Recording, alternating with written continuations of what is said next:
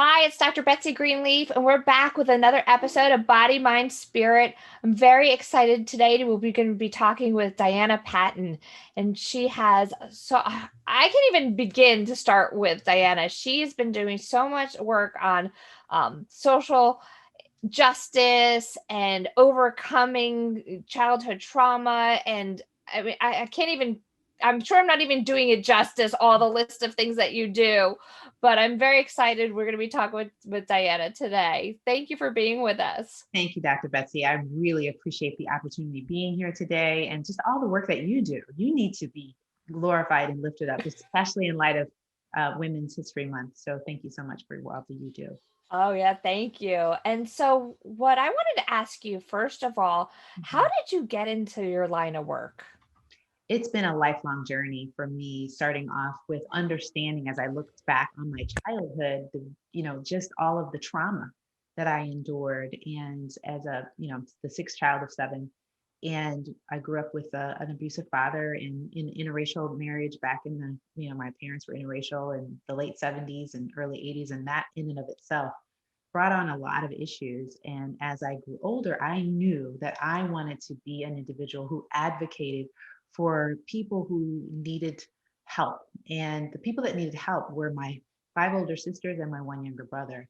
So justice and helping people overcome challenges and getting past difficulties has always been something that I've strived for. It got me to college. It took me to law school to become an attorney. And after having kids, and I don't know what it is, it's right after getting married and having kids, it just struck me, I have so much work to do on myself. And that set me on a journey of healing and overcoming the difficulties that I endured, that I wanted to pay that forward. And I wanted to really help other people so that they can get into a position of helping other people. So that's what kind of got, in a nutshell, just a real snapshot. That's how it kind of all started for me. And I think it's hard because in our society today, like being a victim gets kind of glorified and it becomes like a social identity. Like, Mm. I'm a victim of this, I'm a victim of that.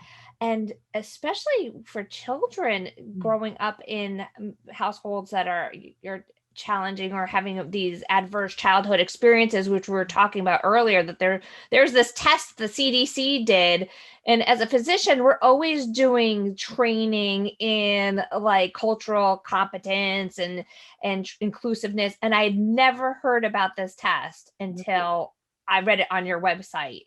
Right. It's the adverse childhood experiences, otherwise known as ACE score, where you can go in and take a test.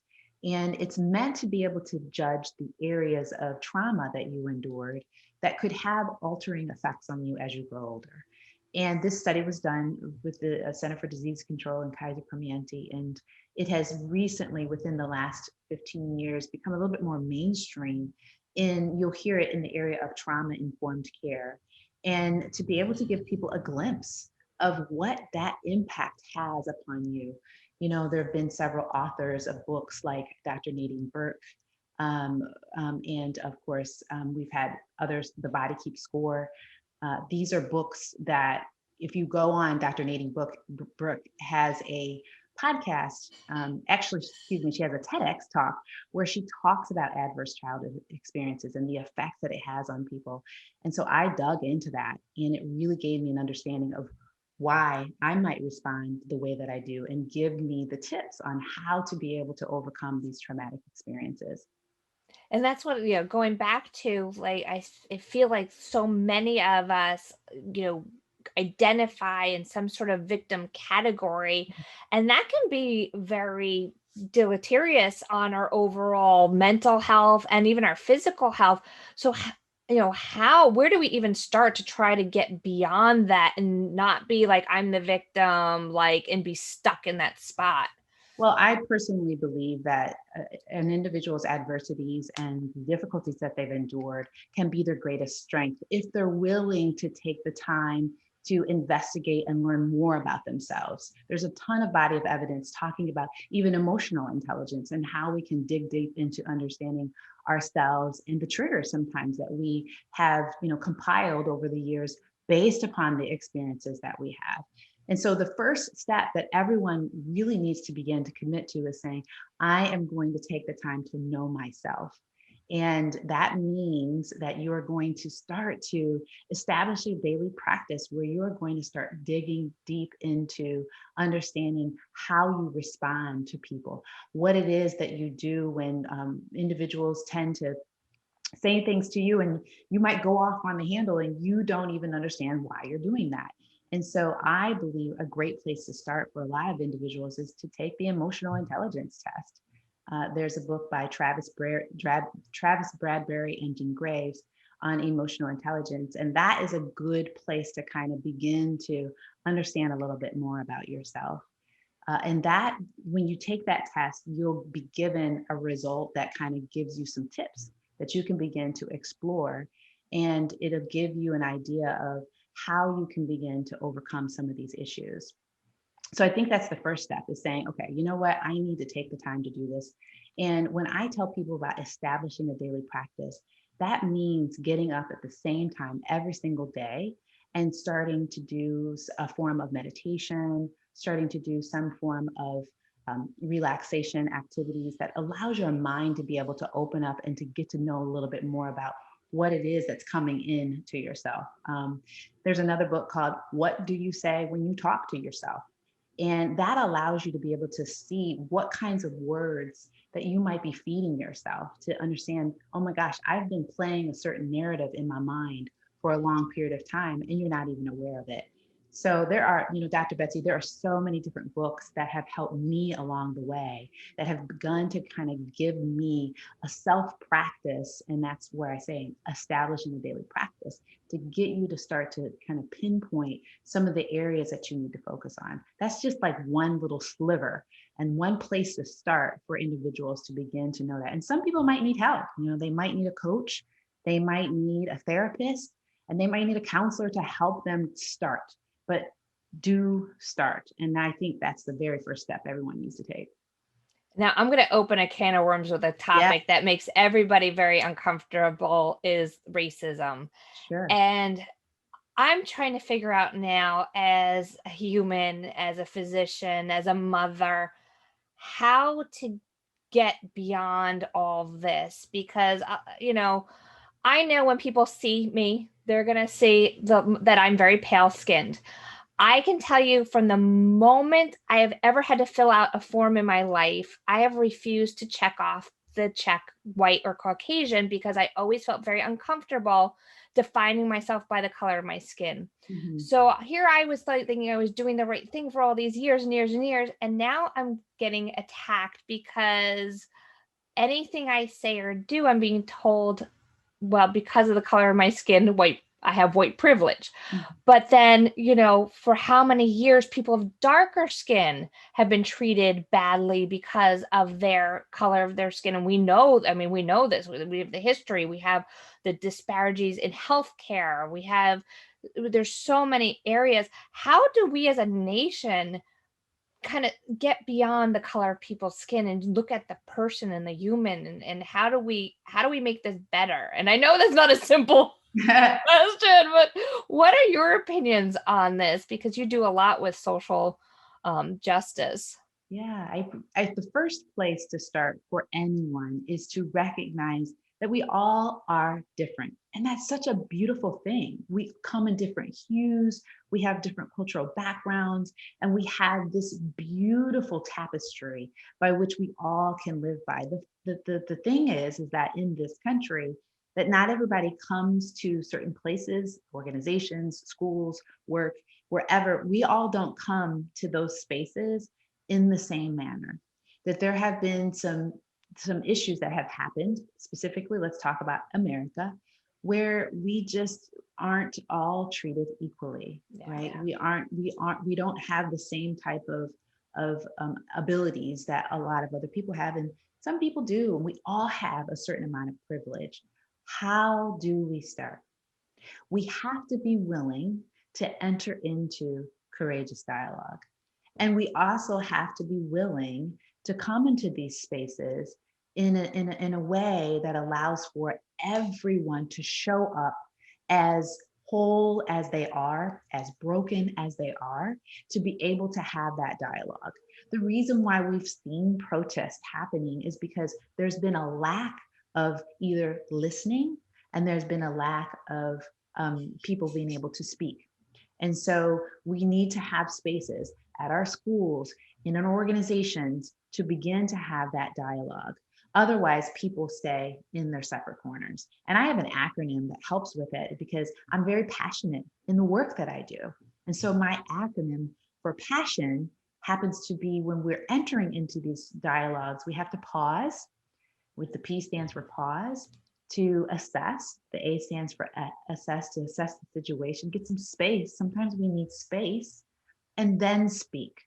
Because when we rush into dialogue, when we rush into challenging conversations, we're not listening to people.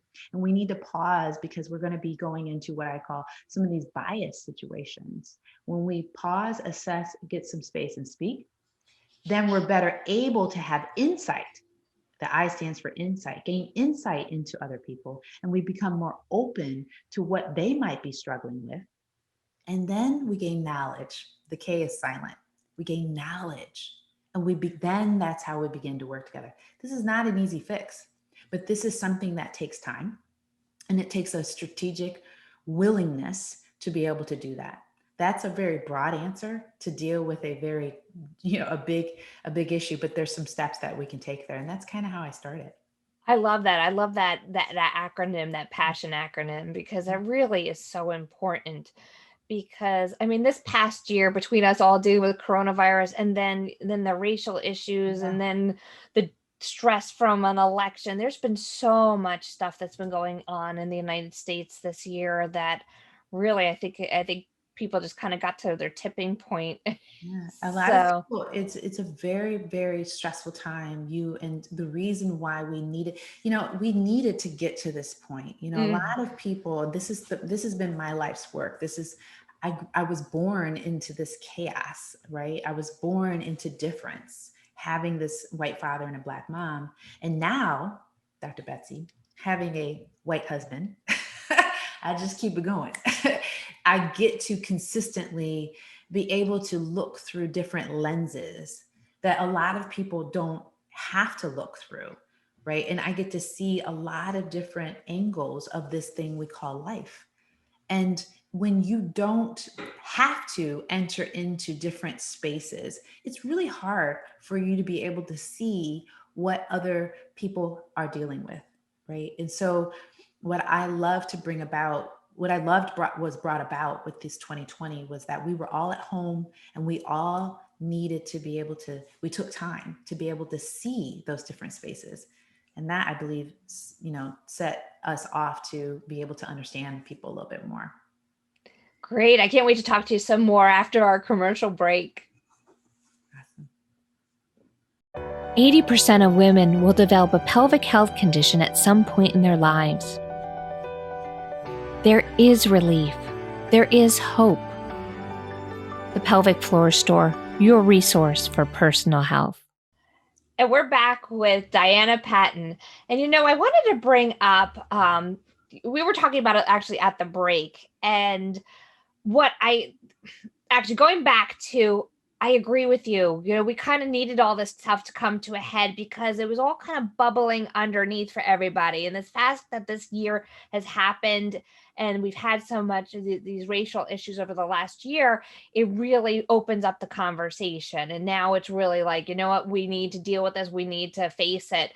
And I was talking to you at the break that the racial conversations make me so uncomfortable because I'm so worried about saying the wrong thing and so worried about insulting people. And I've tried like my whole life not to look at color, but then it's been brought to my attention that not looking at color, I'm not acknowledging the issues that other people are going through. And it's very uncomfortable and a tough topic to navigate. Mm-hmm. And I agree, the more we talk about, the more we can kind of get over it and get on with healing, which is really what this is all about, is us all coming to a point where we can heal mentally, physically, spiritually. Well, Dr. Betsy, I believe the more we all, like I said, when we're dealing with issues of abuse and dealing with issues of trauma, we have to like recognize the problem or recognize the issue, and we have to educate ourselves. The biggest problem I see with racial issues is America. People in America have not been educated on the history of systemic racism in this country. What textbooks and what have you, most people my age, born in 1968, I did not go in high school. There was no one teaching me about systemic racism in this country. And Yes. so when it has boiled up, people who are on the other end of certain privileges tend to feel guilty. They tend to feel shame filled. They tend to feel awful because they don't know and they don't understand why people might be upset, and they don't understand the history. So the first thing I tell a lot of people to do is we need to be able to educate ourselves. And if you lived in 2020 and you watched the news and you were paying attention, there were so many different news uh, reels and different types of podcasts, and lots of education happened on TikTok where you could educate yourself on systemic racism by reading certain books like How to Be an Anti-Racist by Dr. Ibram Kendi, right? That's one book that you can put on your list of books to read.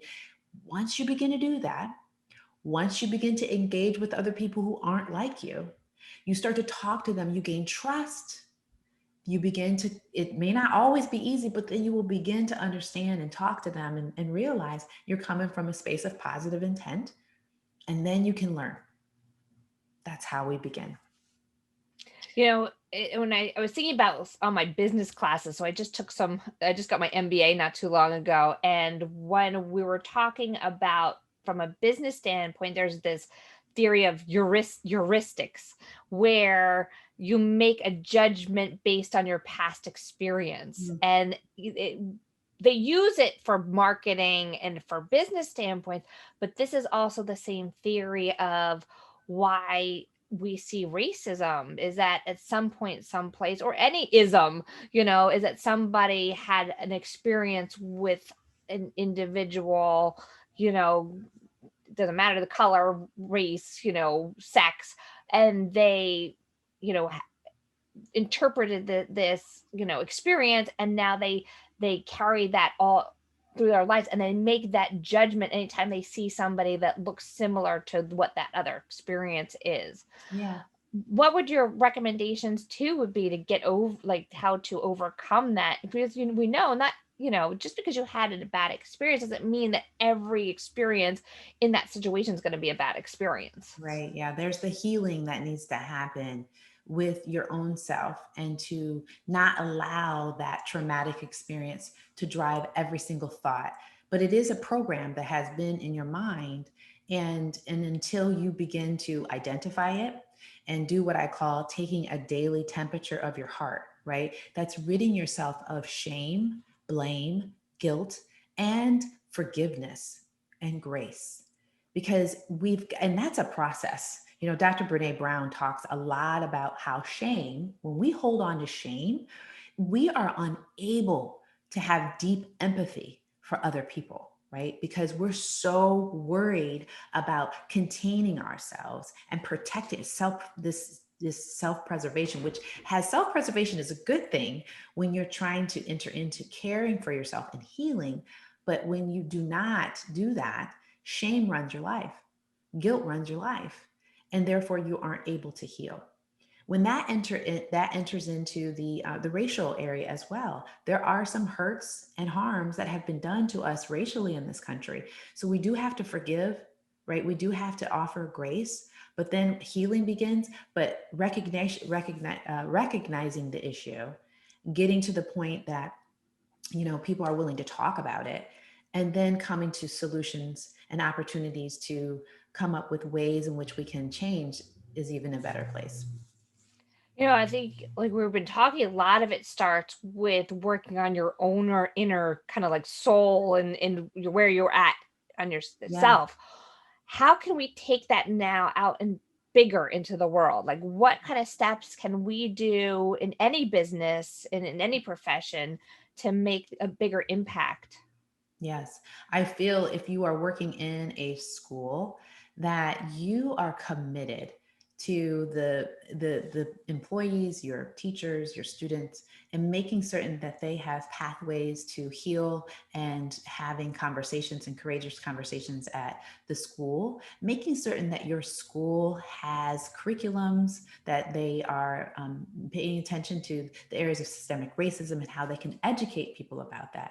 In organizations, it's much of the same, that we're making certain that you have circles of conversation and courageous dialogue, inclusion, diversity, and equity and anti-racism types of policies and practices within your organizations. As individuals, we need to be committed to our own self-learning. And then we also need to be volunteering, and in organizations, schools, and people need to be allying with organizations who are in groups, oppressed and marginalized groups, where we can ally with them to help them get to a space of equity. That's where we are allowing them to be able to come into certain spaces and get the help that they need to be able to get the opportunities that should have been afforded to them before, if not for that marginalized, oppressed position.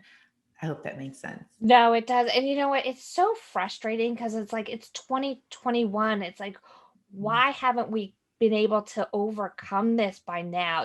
This it's so frustrating. I think we're definitely moving in the right direction. And there's nothing that we can do about the past. We could always just keep taking steps forward. But in some ways, sometimes it gets so frustrating. I think it's kind of like, a sore that doesn't heal, right? We have not taken the Band-Aid off and allow that sore to breathe. And it's an acronym. It's kind of a not acronym, but it kind of is associated with the issues that we had last year. Yeah. So many issues with breath, so many issues with the lack of breathing and getting the oxygen necessary to be able to exhale. And so I'm a big advocate of breathing, and I work it into my work on self-healing. I work it into the work of allowing people to do the healing within the organizations. And so that's what happens when you don't allow something to heal. It just continues to get worse. So once we're willing to acknowledge these issues and to be able to talk about them and to be able to hear from one another, that's how the healing begins. And I know, and we need to be respectful of people because everybody has a story. And I love, you have something on your website that is like my favorite thing in the world is always saying that your mess is your message. Yes, your mess is your message. And until you get to understand how your mess can be the thriving guide for others, because there's a thrive, everyone has a story, and only you can tell it the way that you can tell it. And everyone has certain talents and gifts that only you have. That's the reason why we're born in this generation. And so when we're willing to go through that healing process, imagine the amount of people that you can impact simply by understanding the worth in your story and sharing it freely with other people. And I think that is really important because I think so many times people want to hide and push down their mess and like try to cover it up. But not only does it help heal them, but somebody else has a story that's very similar to yours, and by you sharing it, you're not just helping yourself, you're helping others. Absolutely. I just was telling you, the Meghan Markle, Prince Harry, Oprah interview talked absolutely about that and the freedom that Meghan Markle had. And now look at the impact that she's going to be having with her foundation. Some things you might want to talk about in a future episode, but there's just so many beautiful things that have come out of the healing and the continued healing that Meghan's going through, and how many people are going to be impacted by her story, like my story in writing my book, Inspiration in My Shoes, and you, Dr. Betsy, and all the work that you're doing with bringing guests on here to talk about their stories. It's a beautiful, beautiful revelation that people can have. Was it scary to write your book? Oh my gosh, yes. I don't want to tell everybody. Of course, I wasn't sitting there like, oh, everybody, look at all my mess. Look at all my mess. This is a process. This is a process. It doesn't happen overnight. This takes time. But again, I needed a coach. I had a writing coach. Her name is Amanda Filippelli. I highly recommend her. But she helped me because she has a counseling background. she helped me continue the journey of writing what needed to be said and also uncovering and unearthing some things I just really was, didn't want to deal with. That's why I talk about taking a daily temperature of your heart. I was thinking about it because I just wrote a chapter in a book called You Were Made to Be Unstoppable. And Mhm. you had to tell a story about something like you had to tell your mess. Yes. And I did one on my experience with sexism in the medical field. And it was terrifying to put it out there. And Mhm. now I want to do it in a bigger book, but it's scary to tell Yeah. you. But I know it's going to just help so many more people. So, And I want to just caution folks that if you haven't begun the healing process with your mess, I think that it takes time to come to that space of healing, and our pain can help other people. But if that wound is still seeping and it's still pretty, got a lot of bacteria in it, there might be some time you need to take that time to heal before we start going out trying to help other people, right? So it's a fine line, and not only for you to answer, but that's something that I always make certain that, because there was a time where I just wasn't ready to do all of that work. But now I know that my mess is my message, because I've taken that time to heal, and I'm continuing to heal. That never ever stops. It's an everyday process. this is great. And you do also a lot of work, not only, well, you've done work with schools in the past, but now more so with corporations and women's, and you have a Yes. mastermind. Yeah, tell us a little bit about the other work that you do. So similar to the schools, I've been doing work in organizations, just helping them with their cultures of kindness and compassion and empathy and diversity and inclusion, similar to what I was doing in schools. But also, I have what's called the Pivot and Rise Mastermind for professional women, where I just help them overcome their challenges and adversities so that they can be empowered to use their voice and to use it to advocate for themselves, for others, and for the causes they believe in. Because I just feel that a life worth living is for us to really get to know how God designed us, and how, we are able to heal through him, and to be able to utilize all of that healing that we've received and give it to other people. That's a life well lived, to live a life of service and healing and love. That's how Christ has taught us to live. That is, where can people find more information about you? So you can go to risewithdiana.com.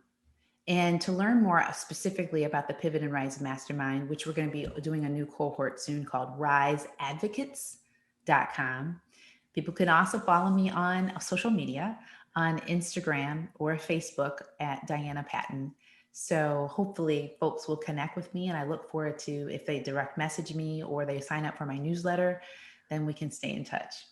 That is great. Thank you so much for taking your time to talk about this with us. Absolutely. Thank you for having me, and thank you for all your amazing work. Oh my goodness. And I just want to remind our listeners and our watchers that if you can find more this show and other shows at WYTV7.org. While you're there, if you feel moved to donate, there is an option to donate. And just knowing that the money that you donate not only helps with our programs and wonderful programs like this, but also with the community, with scholarships. And you can find out any information that you need to at WYTV7.org about all the different programs that they're hosting. And once again, I want to thank Diana Patton for being with us today. Thank you so much. This is awesome. Love it.